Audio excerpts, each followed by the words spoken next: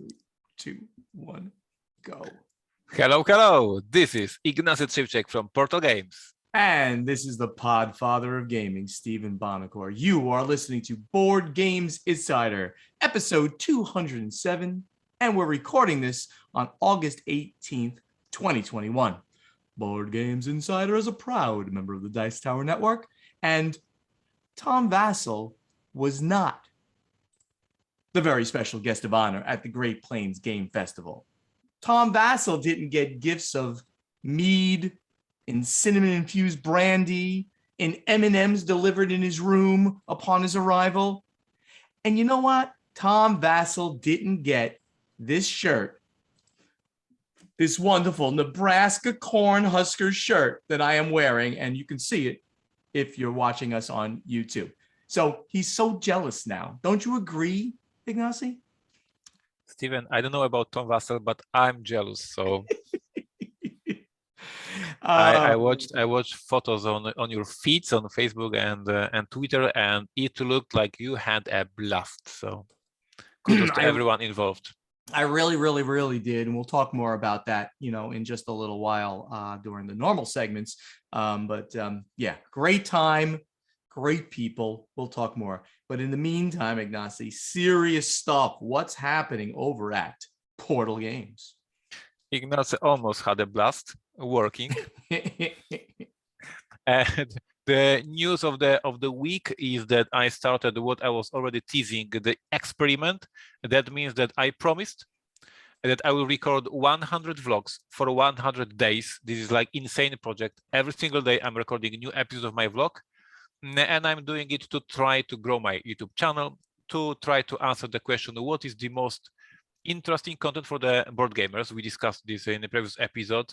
So I'm doing very different videos every single day to see what is most interesting for you guys, for the board gamers. So please check out the Portal Games YouTube channel, the English one, reminder, to help me with this experiment. I really appreciate the feedback. I appreciate the new audience. I appreciate your comments on the videos. And yes, so when Stephen has a blast playing board games and having some drinks, I'm recording vlog every single day. There's a couple of hours of work.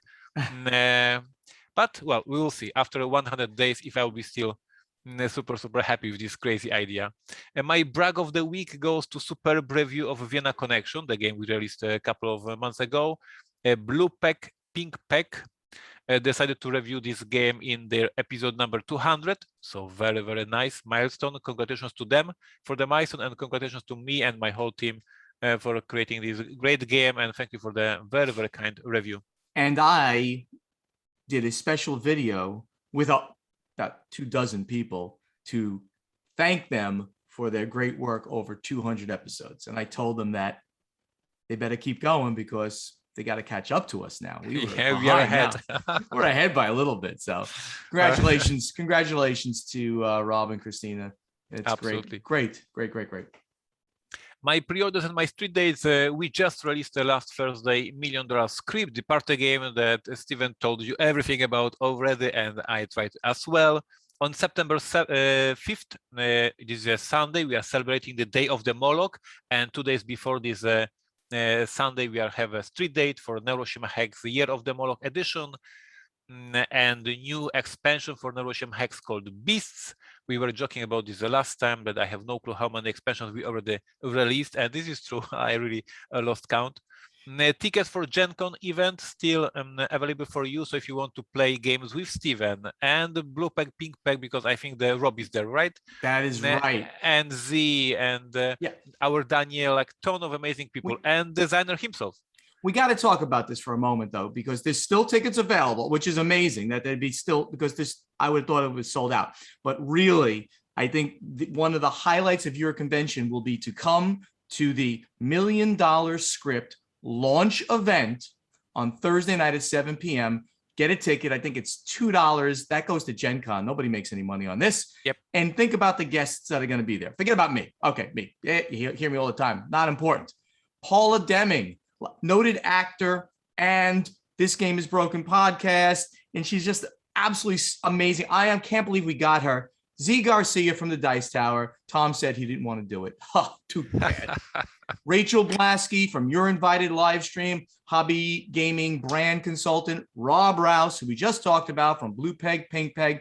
David Wainbright from Man vs. Meeple. Russ Wakeland from the D6 generation. And somebody new we just added, Monique, Game Freak Geek Girl on social media, who's just awesome. If you ever see her any of her posts and stuff like that, and she's really good with people, and she does karaoke. She's going to be great.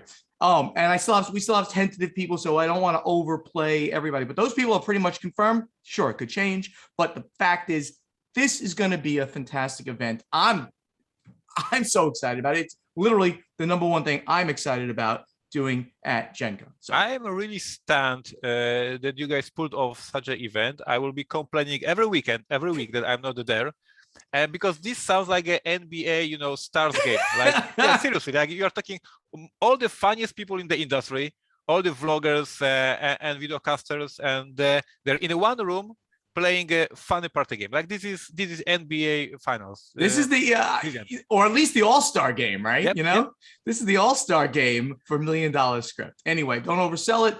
Please go check it out. $2, get a ticket and come watch. It's going to be just amazing. What else you got? And yes, and as I mentioned, when Steven had a blast, I was in the office, but to be honest, had a blast too, because we are finishing development of 11, our Football Manager game, and at this moment where the game works and is smooth and is finally fun, it is a very, very gratifying moment for designers. I'm very, very happy. We just play tested today a new case for Detective, so also very, very nice moment. So of course we are joking about having problem going to work. No, working in the development, in designing new games is always a blast. So super tired, exhausted with the vlogs, but besides that, great things happening. 11 is starting campaign on September 7th, and as I said, in terms of the development, it's basically ready. New case for Detective, prototypes of 11 sent to reviewers. Good times. My video of the week, 10 videos, because in the last 10 days I recorded 10 videos. So go to Podfather Games YouTube channel and check them out. And remember, give me feedback. I need to hear your voices about what I'm doing. That's what I was doing for the past few days, while Steven had fun. Tell us more. Tell us more. Well, before I even get to the weekend's fun, I want to, again, you guys have got to go check out the Podfather of Gaming YouTube channel. Not just because I want you to click subscribe, but I just posted a new episode of a new thing that I did. It's called Epic Nerd Off. What is Epic Nerd Off? Lord of the Rings thing? Yes. Did you see it? Okay. I heard about this. So Epic Nerd Off, episode 1, Corey Thompson from the Dice Tower Now, who's just an awesome guy. He did Corey Con. We talked about that for 2 months, that what was happening, and then it happened. When we were there, he got Sean Astin, who played Samwise Gamgee, to do a video about how bad I am at my Lord of the Rings and Tolkien knowledge. So we did Epic Nerd Off to talk about back and forth our knowledge of Tolkien lore. But wait, so what I did, I went out and I got, in the category of 2 hobbits are better than 1, I got Billy Boyd and Dominic Monaghan to do a video telling Corey how little he knows about Tolkien and Lord of the Rings. So both of them, oh, by the way, they are the other 2 of the other hobbits. They played Merry and Pippin, and they were there telling Corey he really needs to study up because Bonacore is an expert at Tolkien and all things Lord of the Rings. So I decided to create Epic Nerd Off episode 1, and who knows, will there be an episode 2? I like to think so, because we can nerd off forever about various things. In that episode, we play both of those videos, so you can watch both of them if you'd like. Plus, you'll hear Corey and I talk about the craziness of our knowledge of Tolkien lore and things like that. So go to the Podfather of Gaming YouTube channel, subscribe please if you'd like, or just go and look for the Epic Nerd Off episode where you see Corey and I talking about this, and you can see the famous actors either telling me or Corey that we know nothing about Lord of the Rings and Tolkien. News of the week, of course, this week I did a bunch of gaming at the Great Plains Game Festival. I did, let me see, in no particular order. We had Beers with Bonacore at the Cosmic Eye Brewery, where we played home brewers. We had Wine with Bonacore at, I forgot the name of the winery, where we played viticulture. I won. I forgot who won in homebrewers. Probably wasn't me if I can't remember, right? We ate breakfast with Bonacore. We ate great food. We had 2 sessions of Terraforming Mars using the big box. I came in 1 point behind in the first game and 2 points behind in the second game. It was really close. We played Flamme Rouge, one of my favorites, race game. I won that one. We played Godfather with the Podfather, Eric Lang's Godfather game, which is just such a good game. And I came in 3rd. So it was a fantastic, fantastic time. You see me wearing my Nebraska Cornhuskers shirt that Rachel Blasky gave me as a little gift for being there. Wonderful people, just very warm. Everyone was so happy that I was there. And I gave a talk on the game industry, small, just, a big round table, about a dozen or so people just hanging out. And they were mostly designers and one game publishers or wannabe publishers. So just sharing knowledge and things like that. Fantastic. I'm so happy I did it. So, if you're in that area, at some point, they'll have the next one. Usually in the spring, they do it. Find the Great Plains Gaming Festival. I think you will really enjoy it. My new role-playing game, I want to mention it at least once with industry folks. It's Rachel Blasky. I just mentioned her. Julie Ahern from Greenbrier Games. Alex Schmidt, the director of sales at Stonemeyer Games. Dustin Wessel at Maestro Media, sales and customer service. He's new in the industry. It's 2 sessions in. Next session next week. We're playing every other week, so it's a little bit more time between each session. Having a great time using the D&D 5 edition. Never used that edition of D&D, so that's a little bit of a learning curve, but very cool. And of course, my Pathfinder 1E edition is still going, and we're just about making level 10, which is kind of cool. Start to do some pretty cool stuff at that point. The remodeling is so close to being over. I got a guy right now downstairs in my house putting in the shelves at the bar area and on the feature wall, doing measuring actually. And then the installation happens within a few days, because then they have to go paint them all and then they install them. So we're literally in the home stretch on that. And of course, because we are gluttons for punishment, we're immediately or almost immediately going to start yet another remodeling project upstairs, where we're going to do the master. Maybe the other one will have more catastrophes. Keep fingers crossed. Because the first one was a failure, like nothing drastic happened. Nothing bad. I mean, we had plenty of supply chain issues, like every industry is having. So it was delayed, but it basically went, pretty darn well.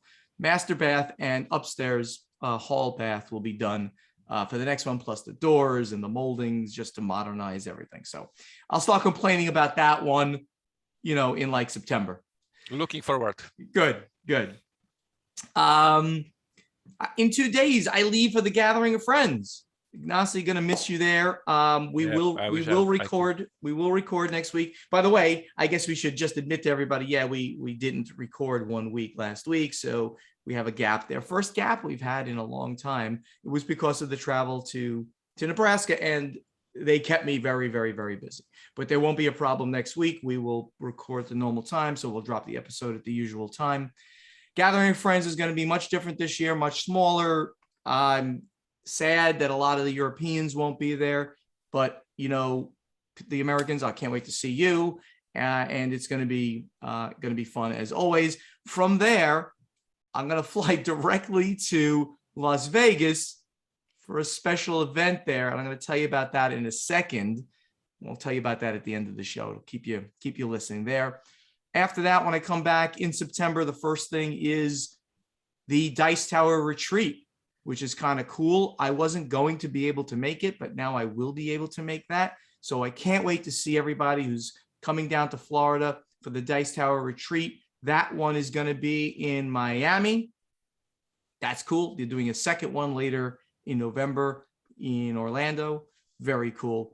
From there, we go into we roll to Gen Con, and I'm definitely making that. Those are the things I'm definitely making. I'm starting to rethink a little bit some of the other things that I've mentioned, because I'm just not nervous for safety, but I'm, travel fatigue and wearing a mask all the time, while playing could grate, on me a little bit. So those are things I'm definitely doing. If I change any other plans, I will certainly let people know. Yeah, Ignacy, that's a lot of stuff going on. Thank you for this update of you having fun all the time. We other people who sometimes complain need some more bad news in your life. There's no bad news. Not allowing. I am the Ted Lasso of board gaming, as you mentioned, which, by the way, is still epically amazing. Season 2. Are you watching season 2 or? Mary forbid me because she said she wants to binge it, so she waits for the last episode to watch it in one weekend. Yeah, we're watching it episode by episode, and we're really loving it. So great show. If you guys want to see what Ignacy means, if you haven't seen it, it's on Apple TV. Ted Lasso, now in season 2, one of the most funny and one of the most positive guys you'll ever see around. All right, Ignacy, to the event deck. So the first thing we have here is an odd award for a number of reasons, called the Diana Jones Award. It's given out at Gen Con every year, and they have announced the finalists, right? And the awards ceremony will happen, I believe, right? On September 15th at Gen Con. This is an award that has various geek things in it, and the nominees are Big Bad Con's Babble on Equity Project and Person of Color Programming. It was a fundraising effort to bring people of color to Big Bad Con. Interesting. The Game Crafter print on demand service. So you can see very different things. Nibcard Games, a game publisher. This is the one that's in Nigeria. Fantastic. Interesting. So that convention that we talked about, that's going to be going on in Nigeria to bring a convention there. Fantastic. Mike Pondsmith, game designer, has been nominated. Session Zero Online, an online tabletop gaming convention. Wingspan for its contribution to the hobby, and Emerging Designer Program. So this is, they do just all kinds of things within geekdom and within gaming specifically. So, Ignacy, any other comments on this? I'm very excited to see where they go and who they select. Fantastic, eclectic choices. Yes, I'm quite often quite cynical about the hours, because I say either the award brings the sales, Spiel des Jahres, either the award is less important, and this one is exception of me being cynical. Like, this award is super not concerned about the sales, but about something that is beautifully done for our industry. It may be some very charity program. It may be some very unique game that sold 100 copies and that's it. Like, they appreciate all these crazy good ideas that are in our industry, and they highlight them. So that's why each year I find this news, and each year I put this news in the show notes to also acknowledge those people who work in our industry, and maybe they are not making big money, maybe they are not making the biggest events or projects, but they are good projects, and I always want to give a highlight to them. Very, very, very cool. Now we have Witcher, which is a Polish IP, which I never knew that, which is very interesting. And we have something that's regarding Witcher winning in Tokyo. So, Ignacy, you brought this one in. So why don't you tell us what's going on? Yes, you need to click the link. You see the first photo, and you see the woman winning the gold medal in shooting from the pistol. I don't know what's the English name of this sport, and she has a Witcher talisman on her neck. Because she's a huge nerd, and she came to Olympic Stadium with this Witcher necklace, and she won the gold medal with that, which is super nerdy. And I want to give a shout out. This is absolutely insane story that she came the Witcher talisman She won the gold medal because she's the best. I would never have obviously even known that was a special medal. So it's in the what is the competition called? She's the gun, they shoot pistols. Shooting air pistols, yes. And she won the gold medal, but Air pistol. when Okay. but she was competing, she was wearing the Witcher necklace to manifest that she's a nerd. She's our girl, our person from our industry and geekster. So I put it as a funny news. But what's more, after French team won a golden medal in volleyball this Olympic, they said in the interviews to press that they love to play code names. Really? This is amazing. Golden winners in volleyball. Unfortunately, they kicked us of Polish team. And Polish team in the interview 4 years ago said that they are playing during the training session, between the training sessions in the hotels, they played the Resistance. Guess what? And now they were really. Yes. There was a huge news here in Poland because, of course, I was spreading the news that they're playing Polish edition of Resistance.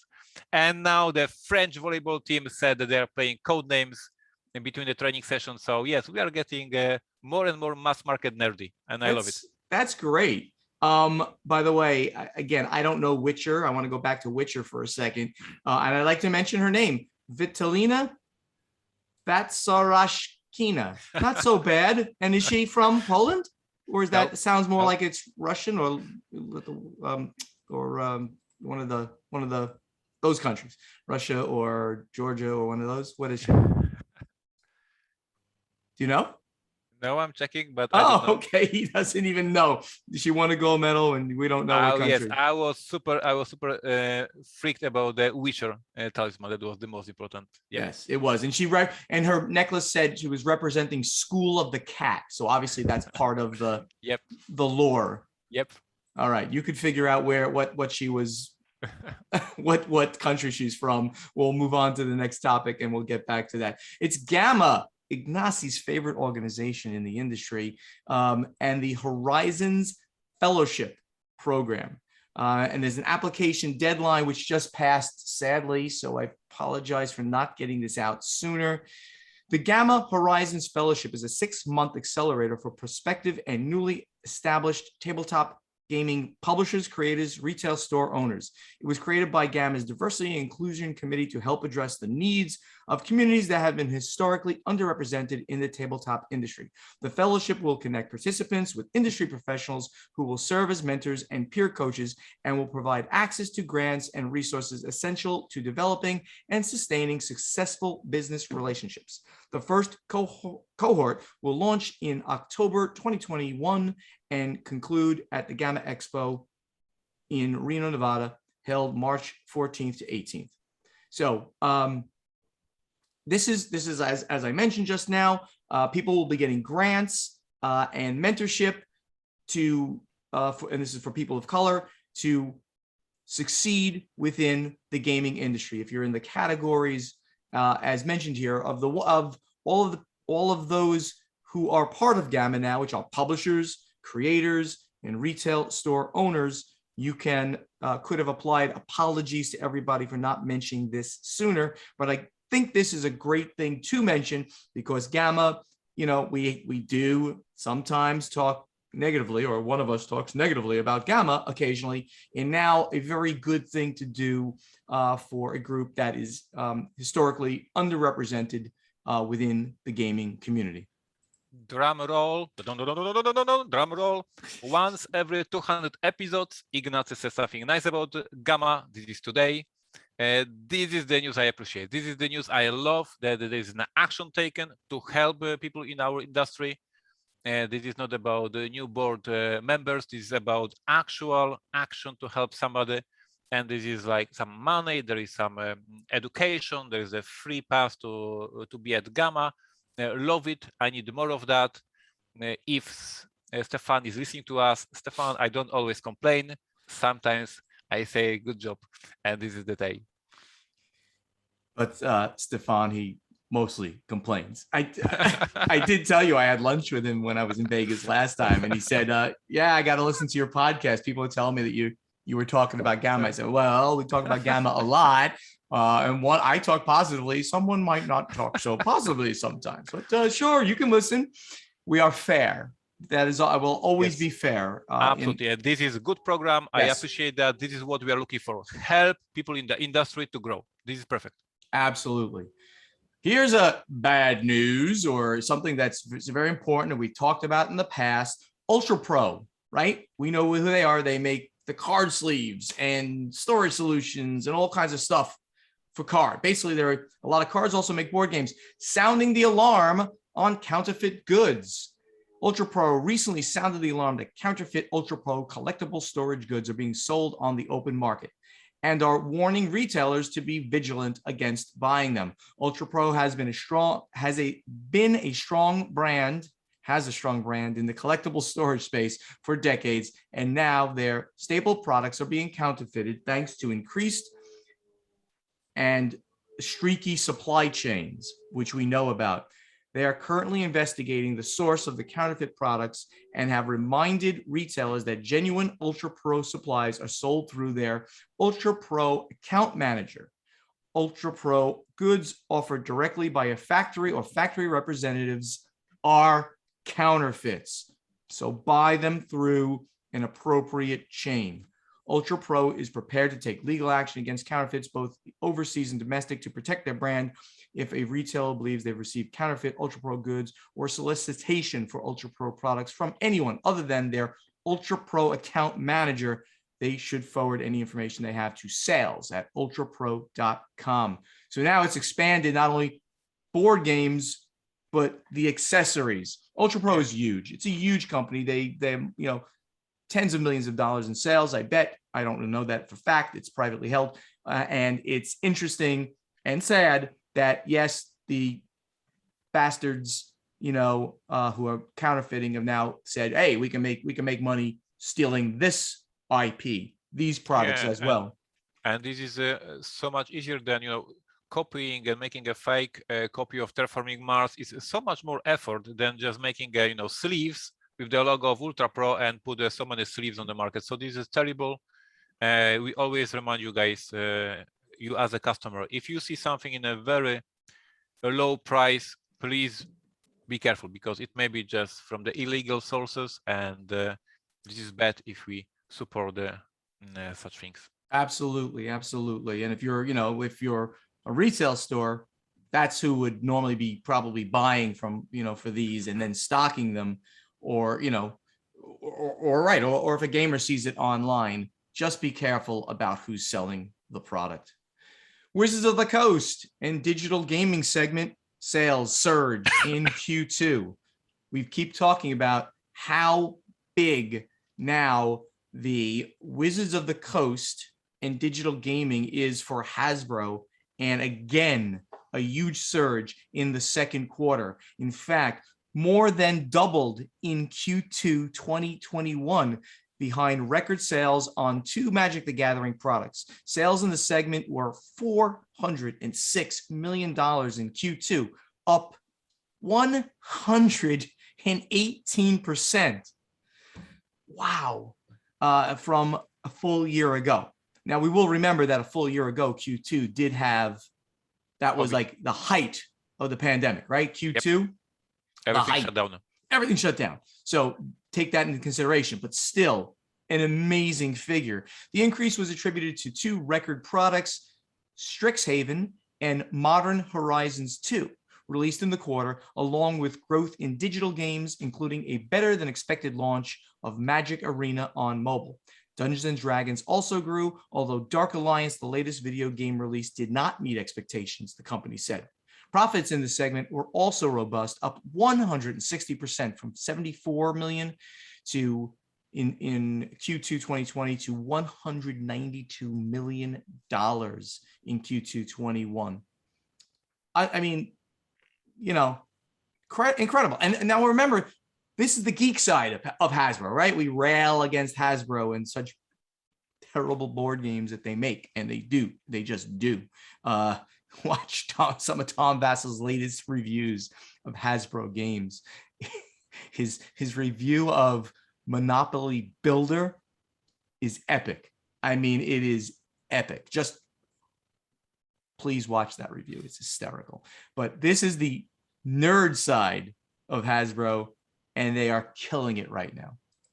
Yes, and of course, this is a different industry, but we all know how much money there is in the video game industry, and all these micro payments, how they made these small companies, super billion dollars companies. And now every year we report with Steven that Hasbro and Wizard are going more and more into e-version of Magic. And last year we reported about Arena app on the iPhones and Android devices. As our listeners already know, one of my employees is a Magic the Gathering nerd, so I always have this additional information just from him playing the game. And he mentioned me that the latest news was that there will be some cards, like a new expansion or something like that, released only for the app. So once again, even harder turn into the E version of Magic the Gathering. And I think we will see it more and more. They are going to be a more and more video game company with this amazing card game that has so much following.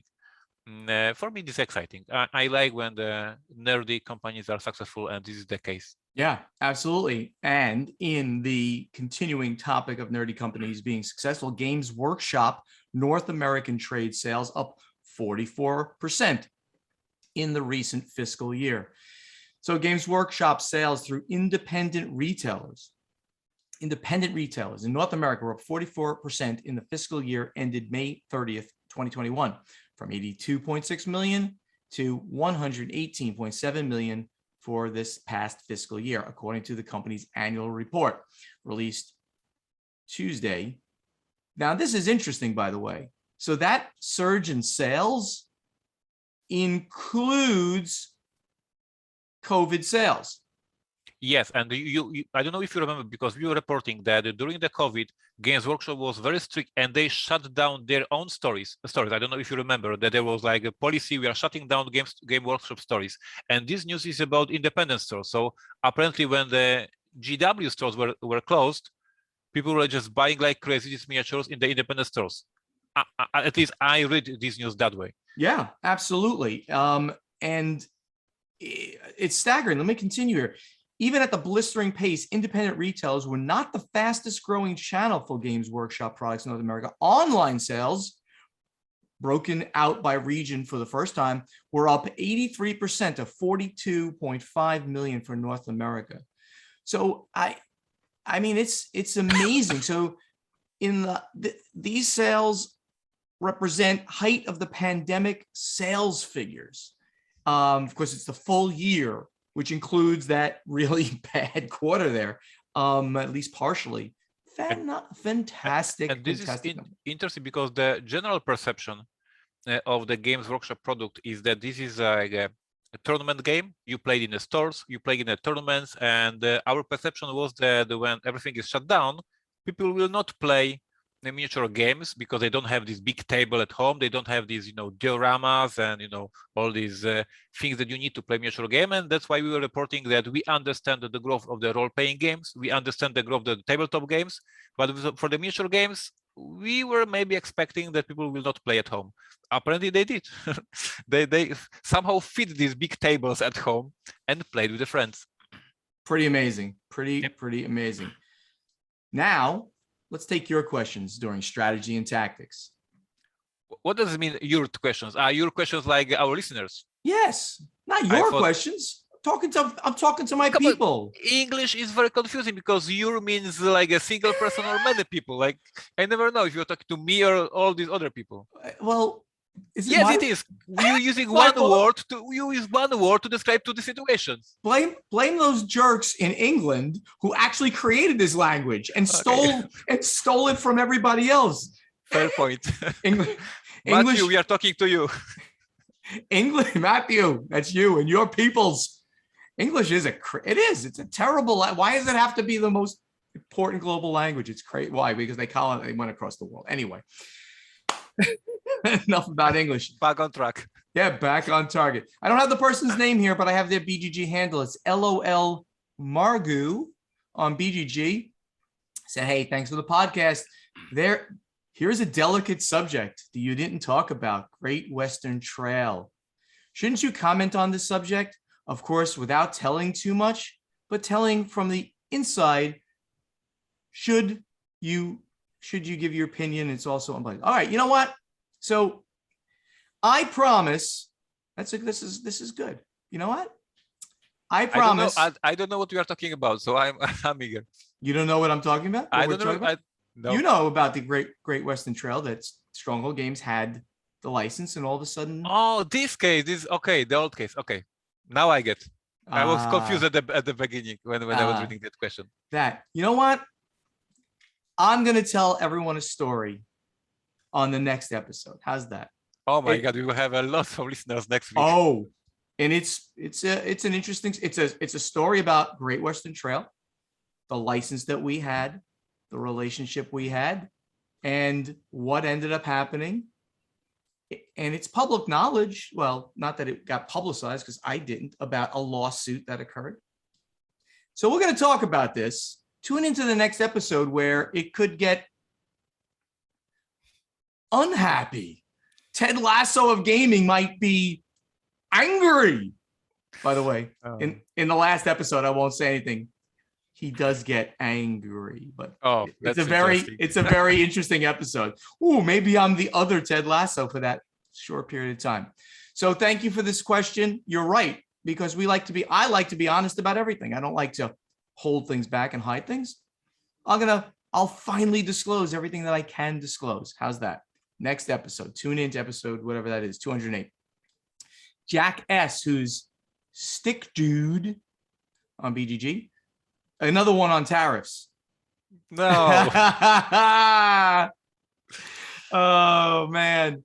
You know what, Jack? Next. I'm sorry. We're going to have to go to the next question, because we took a lot of those. And this is, obviously an older question at this point. We never got hit in the industry with the tariffs. Julian Griffin, he's a designer. He's at Capt N Cavern. On the last episode, well, a while ago, you were joking about global warming. I know you're running businesses. You're probably mainly looking at your profit margins, but does environment enter the framework when you're making a decision, for example, about using plastic pieces made in China versus a more economically friendly solution? Julian, there is like only one place basically to make plastics. It is everybody. You can't look. Ignacy addressed this recently, that you can't look at us as being a problem with this regard. I mean, you want to start looking at billion-dollar companies like Apple, everybody uses China for these things. The smallest companies can't be the leading edge of the issue, right? The leading edge of reform. If we can get, manufacturing options in different places, we certainly would all investigate doing so. And even more so, environment-friendly solution. So if I run a Kickstarter for Robinson Crusoe Collector's Edition, and instead of these fancy plastic miniatures, I would put wooden pieces, I promise you, I would gather less money on this Kickstarter. This is brutal through people who love miniatures. So as long as the customers throw their money at the screen when they see plastic miniature, no publisher will go with the eco-friendly road offering cardboard, pieces, because this is the business and the publishers wants to sell as many games as possible. And as for now, the demand of the customers is they want the fancy, beautiful pieces. And if you go to the Kickstarter, you easily, just by looking at how many buckets there is, you will not recognize the rules of the game, but if there is plastic or not, as simple as that. This is the only thing that you can recognize just by seeing the numbers. So I absolutely can promise, and I believe there's many of publishers, my friend publishers, who can promise, if there is even a slightly change in the demand, if there is like a movement, eco movement in the industry, that people are start backing just regular cardboard games, I'm first to be there, because first of all, doing these miniatures is costly. You have to have a sculptor. You have to do all this additional work to create a game. It will be so much easier for me to create a board game that has no miniatures.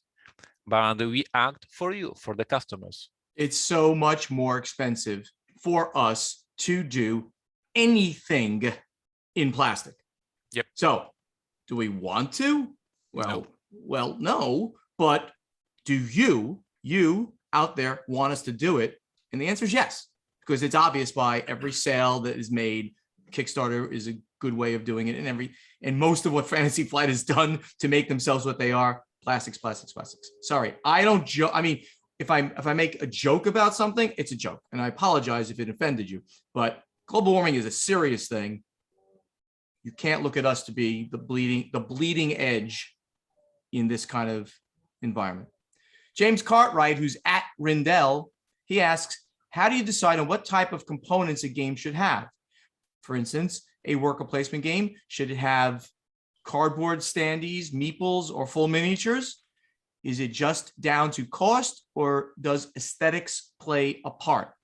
Lots of factors, Ignacy. Why don't you take this one first? Yeah, so of course, if you're doing a Euro game, we don't want the plastic miniatures. If you're doing an adventure game, there's no way I can pull it off without some plastic. So the genre of the game, that means the customers that are going to buy the game, they dictate some form of the components. And then when I have a prototype, obviously we have here in the office, I was showing it in one of my vlogs, we have a ton of components from different games. So when I'm building the prototype, I'm using these pieces. And then when I play test, I see, okay, this is bad, and we exchange. So at some point after these weeks or months of playtesting, my production gets, this is how I wish components for this game, and then they calculate and tell me, Ignacy, it is impossible, and we negotiate. Right, and for his specific example on a worker placement game, which he's implying a Euro game, yep, you're gonna have wooden pieces because that's the expectation, right? Yep. No reason to go to a plastic, meeple, right? It doesn't make sense. We're gonna go with that. So you select it basis on the genre of game, the style of game. Junaid Ansari, who's Jansar1 on BGG, says, why do companies take very long to publish games in the US that come out, in some cases, over a year prior in Europe? Some examples include Quacks, Underwater Cities. Does the delay remove the market buzz and hurt domestic sales? So many possible reasons for that. Number one is that here in the US, like for instance, we want to see if a game does sell well. That publisher who, let's pick Quacks, I guess, that did Quacks, and that would have been who was the original Quacks publisher? It was Schmidt, right? I think so, yep. Right? Okay. So they did it. Then someone here said, hey, I'd like to license that game. You know who one of those people were? That was me. I tried to get Quacks at Quedlinburg, but I couldn't get it because Wolfgang Warsch started, all of a sudden became a name. So a lot of people then do it. So then you have to negotiate, and then you have to, create the contract, make sure everything works. Then you got to go get pricing. And so there's a lag time, unless the original publisher says, I've got this game, and then they go out and they put a wide net out there and get all these publishers on board from the beginning. That's why it takes longer to get it out in a specific region. And the former part, when people just put it out, they're going to be doing that because they have to get it out in their region first. Think about Spiel des Jahres, for instance, right? We talk about that. They have to have a game in print in Germany by, don't hold me exactly to this date, by like April 1. If it's not there, it's not eligible for that year's Spiel des Jahres. So guess what? They're going to hit that, and be darned, everybody else, they're not going to worry about an American partner or a Chinese partner, et cetera. They're going to just try to get the game out so they can be eligible for this award, which is so important. It's good, Ignacy. Anything else? No, I absolutely agree. All right. We have Nate. He's at Kung Fu Geek. Apologies if this has been asked already, but how do you know when a game has become evergreen, and how long do you expect a game to stay that way? The definition of evergreen is that it sells forever. It is like a evergreen tree. It will continue to sell over time. How long does it take to become an evergreen? You normally know it as soon as it comes out, or really, well, let's say within the first 6 months to a year after it comes out, you kind of know, wouldn't you say, Ignacy, if it'll become an evergreen? I because when the game releases, and of course demand is huge, you do a first reprint, you do second reprint, you think that you have an evergreen, you hope for that. But I had some cases when after a few years the title died out, and it may be my fault of bad marketing. Maybe it was that a better title in this genre came out. So it is not always the case, but indeed there is a lot of truth that when we released Detective in 2018, I knew it. Like I knew, okay, this is huge, this is big. The reviews, the feedback, the reprints, we knew that it is a game that will be with us for years. But sometimes, after a few years, the title unfortunately dies out, and that happened for me, for instance, with the Cry Havoc. It has a huge opening, many thousands of copies sold, but now nobody remembers Cry Havoc, which makes me, of course, very sad. Very sad, in fact. But that's amazingly the state of most games. Everyone should remember that most games, and we're talking like 97% of all games, don't become evergreen. They get one, mostly. Sometimes they'll get another. Rarely they'll get a third, and then they go away forever. And then you got to find them wherever in the secondary market. Keep that in mind. If there's something you love, and it's not getting traction, even though you love it, your friends love it, make sure you get yourself a copy. Meanwhile, let's go over to play testing. All right, Ignacy, this is my question for you this week and for our fans out there. And I ask, what is your favorite new geek TV show? So, and I say new in like air quotes because I'm asking something that you found and watched or in the process of watching during the pandemic, not like Star Trek Deep Space Nine because you finally found it. But I was just like something new, something that I'm always looking for something, new and different. Absolutely. And I'm sure other geeks out there are looking for something new and different. What do you think? What's yours? I think I may be wrong, but I think I discovered this during the pandemic. Netflix show, Love, Death Plus Robots. This is this year we had a second season, but I think it was last year when there was the first season of the show. This is the anthology of short stories, animated videos on Netflix. The season has like 12 or 14 episodes. Each episode is like a 10 minutes only, very short story with the great punchline, with a super interesting concept, and it reminds me the golden age of the science fiction. We're talking 60s and 70s when all these big names of writers like Arthur Clarke, Robert Silverberg, Robert Sheckley, and all these great writers who were writing short stories that were published in a science fiction magazines. And this show is like an anthology of the short stories, 10-15 minutes a video, and brilliant ideas. So my discovery from the last year was Love, Death Plus Robots on Netflix. Strongly recommend. Interesting recommendation. I'm going to go with maybe an odd one, maybe an obvious one, but I'm going to go with Star Trek Lower Decks. Have you seen that? No, I heard about Star Trek Picard on HBO. Sure. But the one that you mentioned, I haven't heard. How I missed it? So Star Trek Lower Decks is also on the Paramount Plus, is that they call it now. It used to be called CBS All Access. They've rebranded. That would explain why I haven't heard it. We don't have a Paramount Plus in Poland. Well, but you heard about. Oh, okay. So you can't see Picard either, or you can't see Discovery. No, Picard. Right? We Polish HBO has the Picard, so probably they picked up some of the titles and maybe not all of them. So yeah, so Star Trek Lower Decks is an animated series. Animated, like mine. It's an animated series. It's a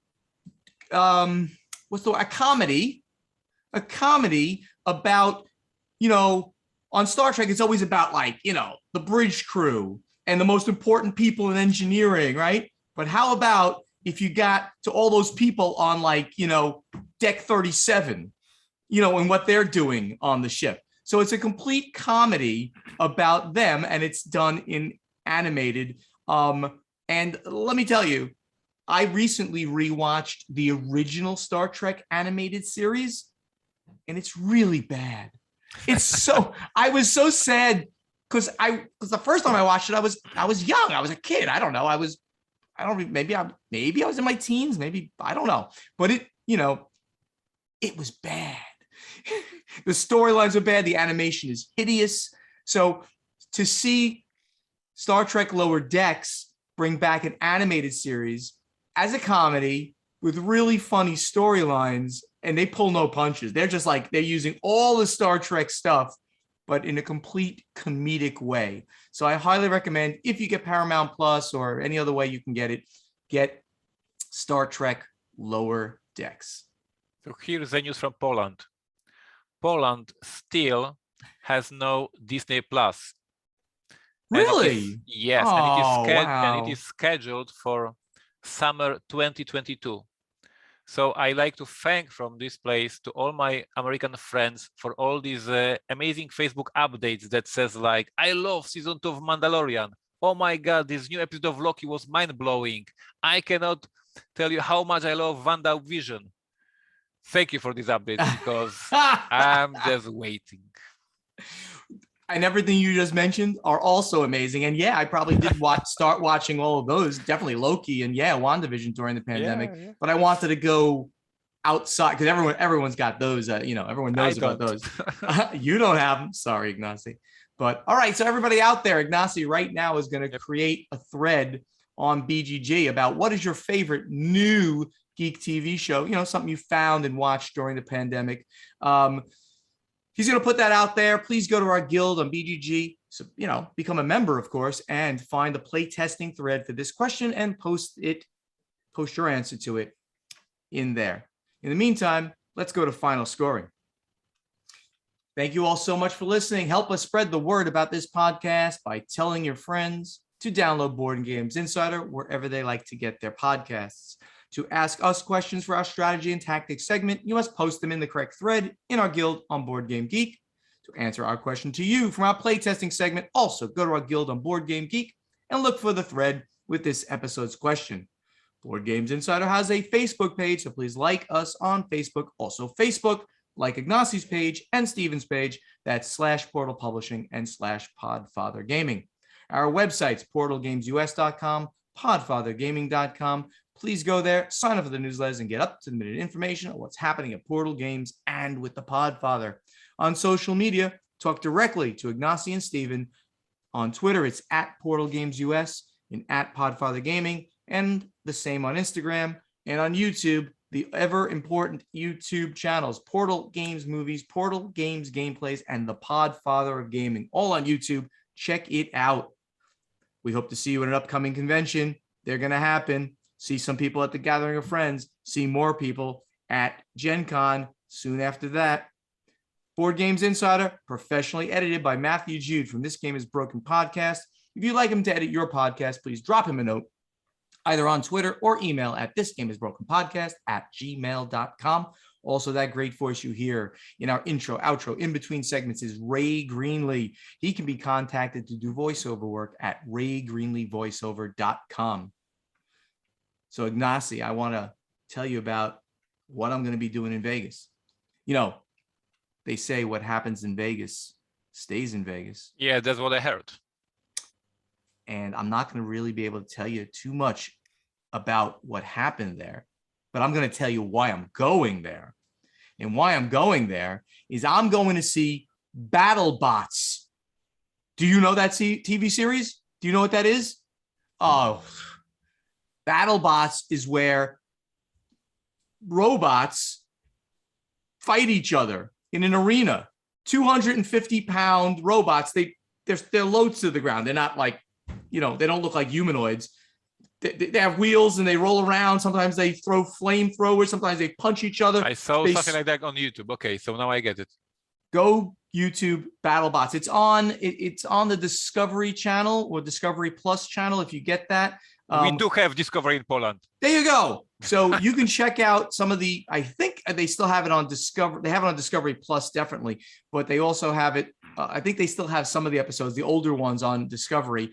BattleBots is an amazing TV show. I've been watching this for years and years. Gil Hova from Formal Ferret Games, he's flying out with his girlfriend Carrie. I'm gonna go straight from the gathering of friends to meet them there, and we're gonna be there. We have tickets to like 4 or 5 different of the sessions. We have a VIP tour that we're going to be doing. I can't wait for this because I love it, and just seeing it live and going through the pits and watching them tuning up the robots is going to be amazing. Also going to be hanging out with Crystal Dax and Bree Goldman, so hopefully get some great meals and gaming in with everybody there. I have a question. Yeah. I have a question. Yeah. Are there other bets during these fights? Oh, Gil and I may bet. I don't know. I mean, I don't know if we're gonna bet. I don't know if we're gonna bet money. I don't think Vegas is doing any bookmaking on these things, but I'll certainly be rooting for my favorite robots and things like that. I can't wait. So this is the new season that they're recording, by the way, if it makes sense. New season of recording. I won't be able to tell you the winners because they try to keep people, don't tell people what's going on. And I'll tell you about the experience, of course. And then you can watch this season that I'll be at. Maybe you'll see me in the stands. Who knows? Wearing a face mask, I'm sure.